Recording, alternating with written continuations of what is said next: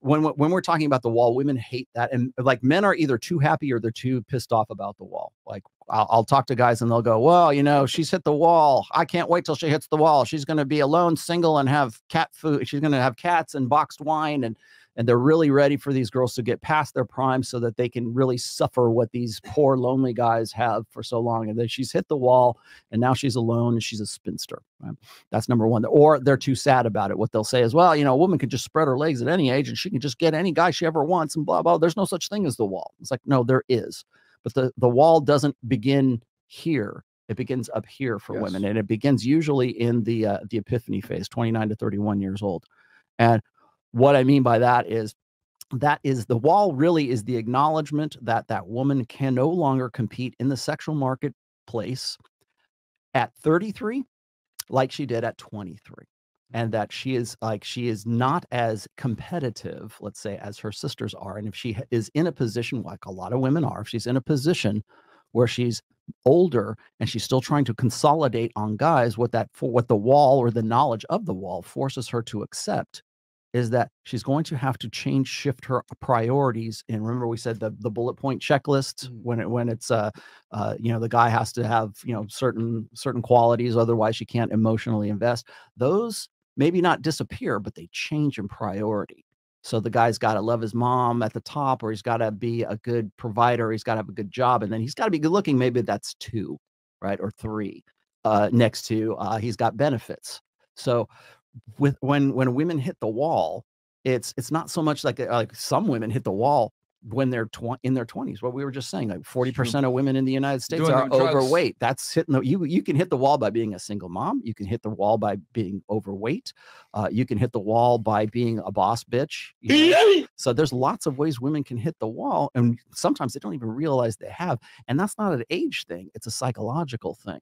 So when that woman says, "Well," I joked about this on my show not too long ago, is women, I think, on some level of consciousness realize that if they have that kid, it makes them less marketable on the sexual marketplace. So if they've got the child already, have they hit the wall?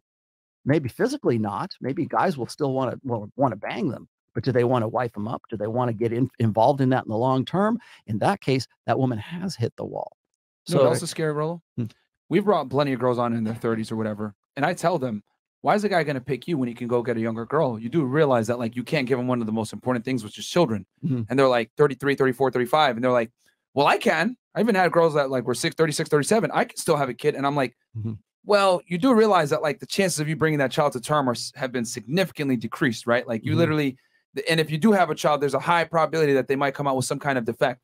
What are you talking about? And it amazes me how blind so many women are to biological and medical fact that past a certain age, it will be extremely difficult for you to bring a child to term safely. And they don't even know. High-risk pregnancy, what is that? I'll just freeze my eggs. And we have, again, we lie to women so much. You know what I'm saying? Social convention that to keep their sexual marketability evergreen. Yeah. And I always say, you know, when you lie, women buy. You know, you go, girl, love your curves. It's okay. You know, hey, you could freeze your eggs, just put it off. Hey, you know, no matter how big you get, no matter how annoying you are, you deserve a top-tier man. We lie to women a lot. And it speaks to them on an emotional level rather than a rational level. It speaks the emotional language rather than the rational language, because the reason and numbers and stats doesn't feel good. It tastes like shit, man. But if you give them the emotional, hey, you can live your truth, girl. That's sweet. That tastes really good because everybody else is affirming that for you. So yeah, it's an emotional high. Body positivity. It's funny because, like, with women, we'll tell them you can be as fat as you want, it's fine. But if a dude, right, is a bum, broke, lives at home, hey, give me some financial positivity, God damn it! Like, hey, I should still be able to get a bad bitch just because I live with my mom and I smoke weed all day. It don't matter. Like, I'm manifested. I'm a billionaire, bitch. You know what I'm saying? I'm a bad dude. And that would be my homeboys in the back. Yeah, you go, King. You got this. But that's what girls do. Fat bitch at the pool. Oh, hey, shaking her ass and she see all the wrinkles and shit. And they're like, you go, queen. Oh, yeah, you bad. And they're like, they're like cheering on the mediocrity. And every girl on social media in the millions will say pretty much the same thing.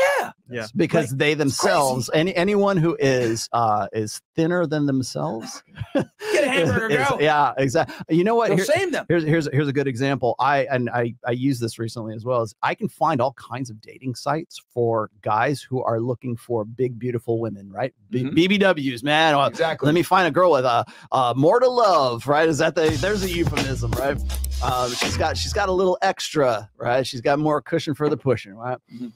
You can find those sites, but what you will not find is you will not find women who are like thin and athletic, you know, Fitness America pageant winners, looking for, specifically looking for fat, overweight guys. You will not find that dating service. BigBoy.com. You will find executive introductions, which is like gorgeous women to get with very high, rich executive guys and that sort of matchmaking that you'll find, but you will not find big, beautiful men as a dating site. That will not be there. Broke men.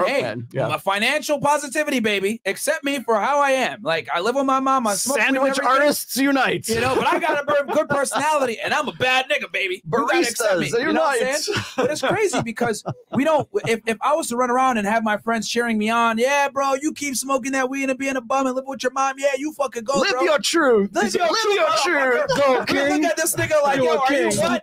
But we let women get away with this shit all the time, and nobody bats an eye. And I look at it like it's hilarious. And we had girls on a pod one time. We're saying that shit. They're like, yeah, that's actually kind of funny. But it's the same exact thing in reverse. So when you, and I always say, when you take female logic and apply it to men, it shows how asinine the concept is. You know what I'm saying?